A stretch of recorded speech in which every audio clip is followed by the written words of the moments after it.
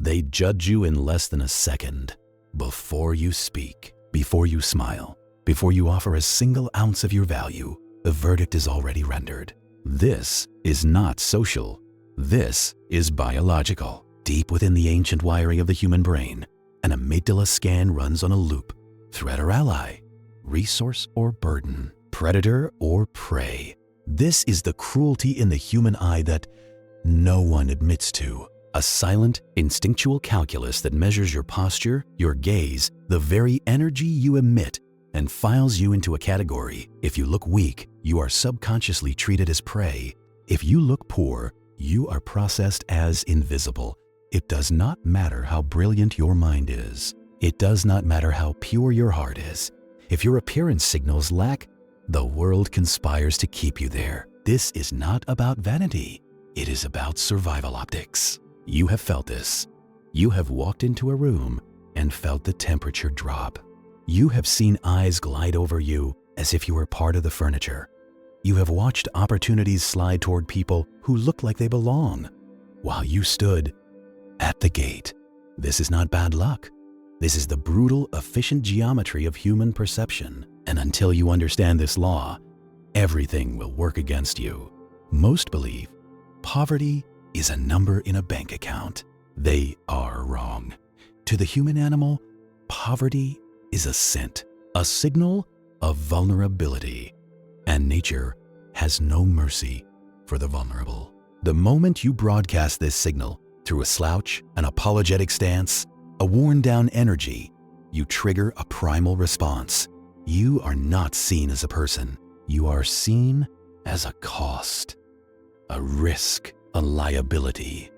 This is the 0.3-second judgment, and it sets the stage for every interaction that follows. But this judgment is not final. It is a default setting, and default settings can be hacked. The first step is to understand you are being measured by a law you were never taught.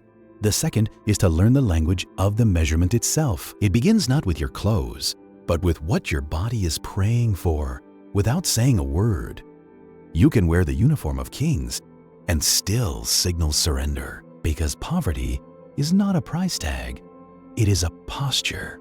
It is a prayer your body whispers before your lips ever move. We must dissect the two gazes that dictate your social fate, the poverty gaze and the royal gaze. The poverty gaze is a biological limp. It is the body's confession of defeat. Shoulders rolled forward, protecting the heart. Eyes that break contact first, signaling lower status. A hurried, shallow walk that screams, "I do not own this space." It is constant, slight fidgeting, a nervous system screaming its anxiety to the room. This is the posture of prey. And in the jungle of human hierarchy, a limp does not inspire empathy. It triggers a predatory calculation. Conversely, the royal gaze is the posture of assumed belonging. It is not arrogance. It is the profound calm of a creature that does not expect to be attacked. The spine is long, pulled by an invisible thread to the ceiling. Movement is deliberate, unhurried. The eyes hold a gaze with gentle, unflinching stability. This person takes up space comfortably because they operate from a subconscious truth. I have a right to be here. This difference is not cosmetic. It is a fundamental signal to the ancient brain of everyone you meet. Your body language is your first and most honest resume. A slumped posture is not read as tired. It is decoded as low status. Averted eyes are not seen as shy. They are registered as submissive. The animal brain within them sees your biological limp and makes a swift, merciless decision. This one can be bypassed. This one can be ignored. This one will not fight back. You are saving them the energy of judging your character by advertising your conclusion on your body. You are handing them the verdict. But here lies the opportunity. This language is universal, and it can be learned. The body shapes the mind. To change the signal, you must first change the sender. The battlefield is not your wardrobe. It is the alignment of your skeleton and the quiet confidence of your eyes. Before you utter a word, your skeleton has already cast its vote. Your environment is a conspiracy for or against you. Every object you touch, every detail you tolerate, tells a story. This is the psychology of artifacts. An artifact is any item that serves as evidence of your internal state. A cracked phone screen is not just broken glass.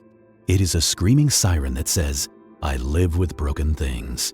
A stained jacket is not a fashion choice.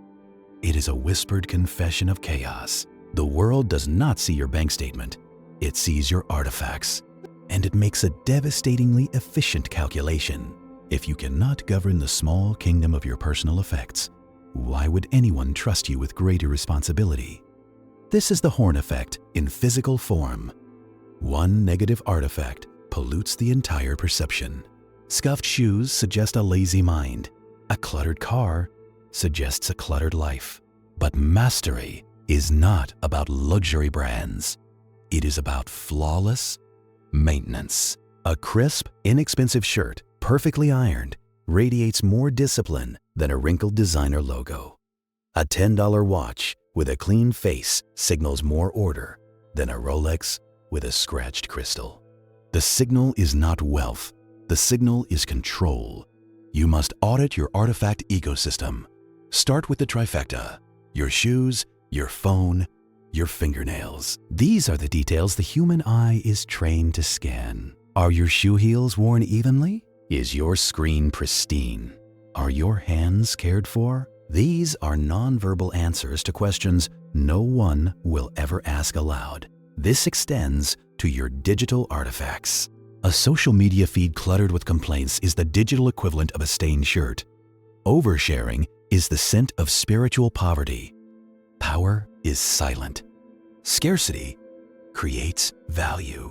Make your words rare. Make your digital presence curated. Let them wonder what you're thinking rather than drowning them in the noise of your every thought. Your artifacts are the set dressing for the character you are playing. And you are always on stage. To neglect them is to sabotage your own performance before the curtain even rises. You are the curator of your own evidence. What case are you building for you? You are not judged alone. You are judged by the company you keep in the frame. Machiavelli warned the prince. You are measured by the quality of your advisors. This is the law of association optics. Your image is a composite photograph. The 5 people you are most frequently seen with paint the background of your portrait. Their posture, their energy, their status. It transfers to you through the psychological phenomenon of the halo transfer. Walk into a room with a pack of hyenas and no one will mistake you for a lion. This is cruel, but it is efficient. The human brain uses social proof as the ultimate shortcut. It assumes birds of a feather flock together. If your visible circle radiates defeat, complaint, or chaos, you are painted with the same brush. You become part of the background noise of struggle. This creates the visual drag effect. Certain people, regardless of your loyalty to them, actively pull down your perceived value simply by being in your orbit in professional or aspirational spaces. Their slumped posture becomes yours by association. Their nervous energy tints your calm. Their lack of polish casts a shadow on your own. Conversely, alignment with those who carry a royal gaze creates a visual lift. Their credibility is borrowed. Their assumed competence reflects onto you.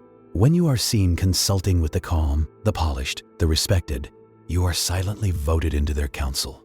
The world wonders, what does he know to be in that circle? This is not about abandoning loyalty. It is about strategic compartmentalization. You must segment your life into spheres. The battlefield of advancement is not the place for your childhood friends who see you only as you were. It is the place for allies who see you as you are becoming. Audit your associations. Who makes you look like a leader? Who makes you look like a participant in a tragedy? Distance is not betrayal when the mission is survival and ascent. Your network is your net worth, but only if the network itself is an asset, not a liability. Choose the people in your frame as carefully as you choose your words. They are speaking for you when you are silent. Here lies the final alchemy, the ultimate psychological hack. They call it fake it till you make it. This is a lie. The true formula is model the behavior until you embody the belief. This is where performance stops being an act and starts rewriting your neural architecture. The mask, worn with enough discipline and consistency, does not hide the face. It forges a new one. Cognitive science reveals this truth. Your actions do not follow your beliefs. Your beliefs crystallize around your repeated actions. When you stand with a royal posture, your brain receives feedback that you are unthreatened. When you maintain calm and silence, your nervous system learns to associate stillness with safety, not anxiety. When you curate your artifacts, you train your mind for order. You are not pretending to be powerful. You are conducting a physiological rehearsal for power. This is the self-fulfilling prophecy of the highest order. As you broadcast these signals, the posture, the gaze, the order, the world begins to respond differently. Doors open, people listen, opportunities surface. This external feedback loop confirms your internal rehearsal. The fake external performance generates real internal change. Confidence is no longer a feeling you wait for. It is a product you manufacture through action. The man who looks like a king is treated like a king. And in being treated like a king, he starts to think like one. He negotiates from strength, walks away from disrespect, and commands space, not because he is arrogant, but because his reality has been upgraded by his own sustained projection. This is the grand inversion. You do not build the inner self and then reveal it. You construct the outer signal, and the inner self assembles itself in response. The costume crafts the character. The territory shapes the map. You began with a 0.3-second judgment based on invisible laws. You end as the architect of that judgment, having learned to speak the silent language that governs fate. The gold does not create the king. The king, through his bearing and his artifacts, attracts the gold. The performance becomes the person. The mechanism is now yours. Hit subscribe button and wait for next video.